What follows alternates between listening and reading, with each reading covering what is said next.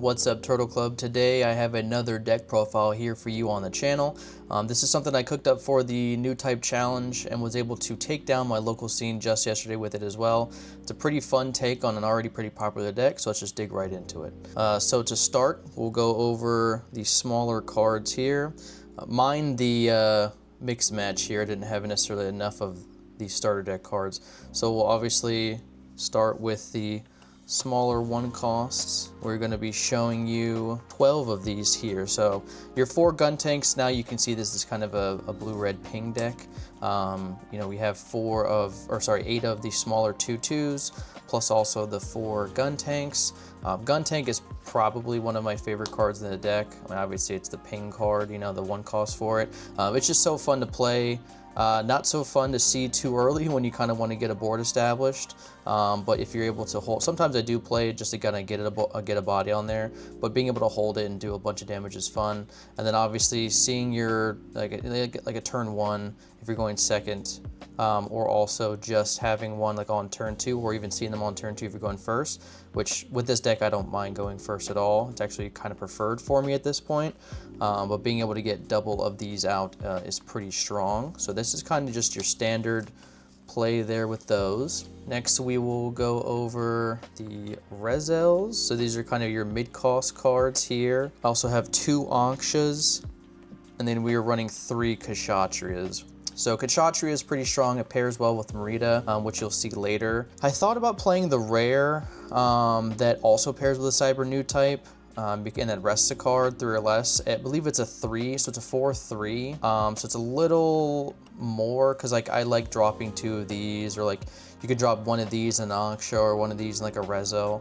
So it is 1 more, but it is flipped of a stat, so it's 4/3, 4 AP, 3 HP. So that's pretty strong. You can clear, trade well. Plus Merida still, lets it swing. So you're really utilizing that level 4 turn pretty well. I love the 2 Anksha. I feel like maybe getting the 1 more in there is pretty strong, but honestly, Kshatriya just cleans up a bit later.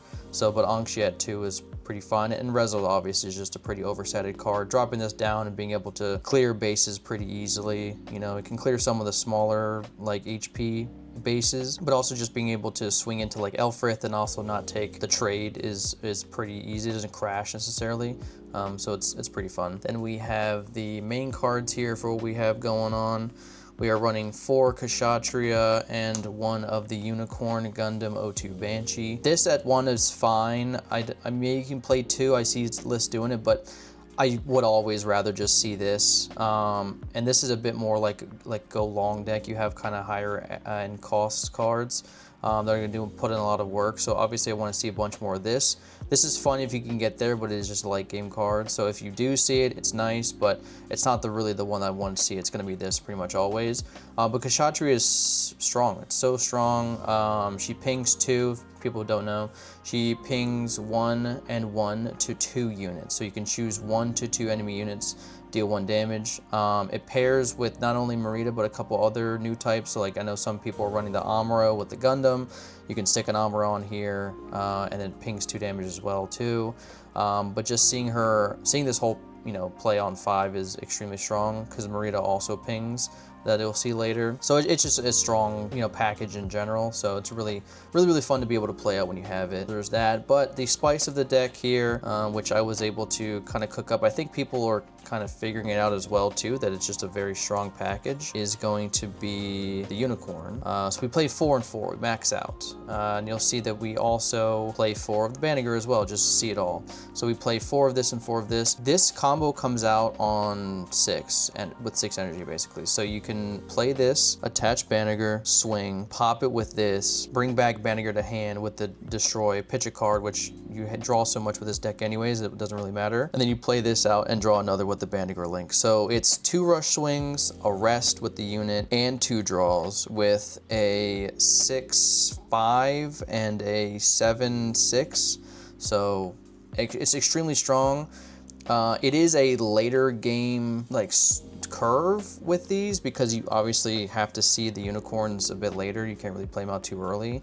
Whereas like with the Amuros, you can play Gundams on like turn 4. But if you can get there by just like beating the aggro matchup a little bit, being able to stabilize with some like the ping cards and trading into them well, like your top end is just going to be better. And I think the thing that red-blue Newtype has issues with is the long game, where they kind of want to be able to ping all your board and swing out a bunch pretty early, whereas this deck is going to be able to kind of match that late game tempo that a lot of people are trying to go for, like with like ramp cards and things like that. You can kind of definitely grind them out a lot easier with this deck. So going into the pilots, we have 4 Merida and 4 Banneker links. Again, Banneker is super strong. It's a 2/2, it draws when it's linked, so you basically just do it again. You draw 2 cards essentially with that combo. But even just the draw one is nice. You can throw this on a regular body. I was kind of leaning into more of like a token heavy match against like Gundam, because I was playing some of the bases that I have in here, and also just getting tokens like little weenie spams. And throwing a 2/2 on it is pretty nice. Also, this kind of helps some of your smaller guys maybe not get blown up by wing instantly. You can kind of do that to maybe save a body if you know you can go for game next turn. And obviously Merida is just extremely strong for this deck as well too. So when you have her linked, she just chooses another unit whose level is equal to or lower than this unit. So the other one would be 5. If you pair with Anksha, like the smaller Anksha, it's going to be a 4. So you can really get rid of a lot of decent threats, especially against the aggro matchup. Like, it's really hard for them to kind of stabilize after you're removing their entire board, because their hand isn't that insanely big. And she's a 2/1 as well too, so it's not a bad stat. It's the same stat as what Amuro would be, but obviously we don't play him in here. Oh, and again, this is a new type, so you can actually just, you know, attach this onto Kshatriya and still get the ping effect, which is nice. You know, obviously you have to wait a turn, you can't swing with it right away. This is the best to do.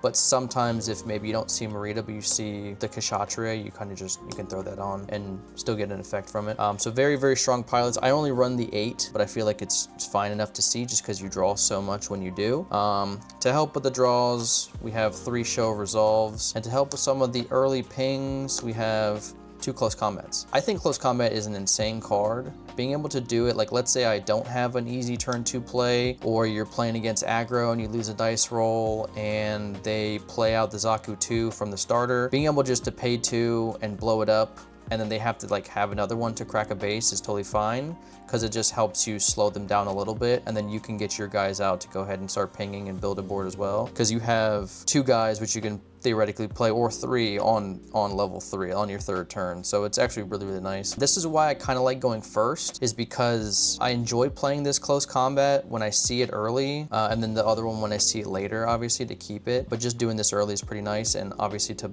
use a resource to play this is kind of unfortunate. So if you go first, you're just gonna have your 2. They play out on their 1st turn a Zaku, which is like the obvious play, and you just blow it up, and then you pass and make them have another play essentially. But yeah, it just helps against the aggro matchup. Also, you can ping a damage with like Gun Tank or Anksha, or like with a swing with Merida, and like against a Rezel. And then you know that they're gonna swing with the Rezel, so later on you can just hold the 2 if you don't have too much to do, and then you just blow it up. And it honestly just gains so much value, because you can stop they can pump it and try to gain value from the Rezel swing or any other card that you have damage on, and you can just blow it up for 2, which is pretty strong. Sometimes it's nice to use all your energy in this deck, but at times you can also just hold it. And then I'm gonna play around with more of the ratios for this, but I do play 4 Corsica. I like getting the Tall Geese body out. I feel like maybe it could be something different. Maybe I do the one that just, you know, like a 1 cost red. Maybe I do the mining where it's a 6 HP. That way I can, you know, help with the aggro matchup even more. But Corsica's nice. It's a good curve on 3 if I don't have anything to play. If I don't have, you know, like a Rezel or whatever, because sometimes this deck can brick. You just have so many things you're hoping to pair with each other, and hoping that you see early that if it does brick, and you know, you don't want to skip a turn, especially when you're playing ping. Like, you really can't afford to skip turns. You don't have any blockers, so you really can just play this down and be fine. You know, cost them a bit more to crack it, and also you get a unit on board as well. There are cards that are going around that can just, you know, send it, you know, away basically, like back to your hand, quote unquote. But still, it's just a nice card. You get to draw a card, you play a body, so it's just really, really a good cost card. So yeah, this is the list. Sorry if it's a bit haphazard looking. I just wanted to kind of get you a better shot of the entire profile. But yeah, this it's really fun. Like I said, if you're able to get to that late game setup and kind of grind it out and like push back and forth with some, because especially in your local area, like if you don't see a lot of Xeon Rush or Green Blue aggro, this deck is a lot of fun to play because it can beat the mirror match where they're playing their Gundams, and you can honestly just, if you survive long enough to beat through that, these unicorns just do so much. It's so strong, it's hard for them to clear. It's also pretty good into the blue-white, where they're obviously playing their unicorns. You can help kind of play that tempo game with them as well too. And these smaller guys help you kind of lean into more of an aggro setup yourself. If you can see like these early turns with like Rezo and these one cost 2/2s here, it really puts in so much work. Being able to see like early Anxas and gun tanks to ping for aggro, and then obviously later you just want to see a Kshatriya Amrita, which really helps turn the tide. And then later on when you just don't have a turn, you do have a ton of draws with Resolve as well as the Banneker linking and drawing like 2 cards basically. So you're just constantly seeing things, which is really, really nice. But yeah, it's a lot of fun. Definitely check it out, see how you like it yourself, play around with it. What would you change? Like I said, I think I might look at that rare that also pairs with Marita, that Resta card, because it's also a nice statted card. But right now I'm just playing the Kshatriyas here. We'll see kind of what I continue tinkering with, and maybe I'll make an update to the deck as well too for the channel. So hope you guys enjoy. We'll see you in the next one. Peace.